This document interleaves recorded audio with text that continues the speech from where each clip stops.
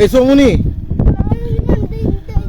বাবা মানেই সন্তানের নিরাপদ আশ্রয়। বিপদ যতই ভয়ঙ্কর হোক, সন্তানের জন্য নিজের জীবন বাজি রাখতেও পিছপা হন না একজন বাবা। রাঙামাটির লংদুতে কাপ্তাই হ্রদে আকস্মিক ঝড়ে নৌকাডুবির ঘটনায় নিখোঁজ হয়েছেন সালাম মিয়া। তবে নিখোঁজ হওয়ার আগে তীব্র স্রোত আর ঢেউয়ের সঙ্গে লড়াই করে দীর্ঘ সময় নিজের সন্তানকে ভাসিয়ে রাখেন সালাম। এক পর্যায়ে উদ্ধারকারী একটি বোট এগিয়ে এলে শেষ শক্তিটুকু দিয়ে সন্তানকে নিরাপদে তুলে দেন বোটে। কিন্তু সন্তানকে বাঁচানোর পরপরই নিঃশেষ হয়ে যায় বাবার শক্তি। তীব্র স্রোতে পানিতে তলিয়ে যান তিনি। পরে শিশুটিকে উদ্ধার করে হাসপাতালে ভর্তি করা হয়। ঘটনার পর প্রায় ১৬ ঘন্টা উদ্ধার অভিযান চালিয়ে সালাম মিয়ার মরদেহ উদ্ধার করেন ফায়ার সার্ভিসের ডুবুরিরা। সন্তান ফিরে পেল নিরাপদ আশ্রয়, কিন্তু সেই আশ্রয়ের মানুষটি আর ফিরলেন না। সন্তানকে বাঁচাতে নিজের জীবন বিসর্জন দেওয়ার এই ঘটনায় পুরো এলাকায় নেমে এসেছে শোকের ছায়া।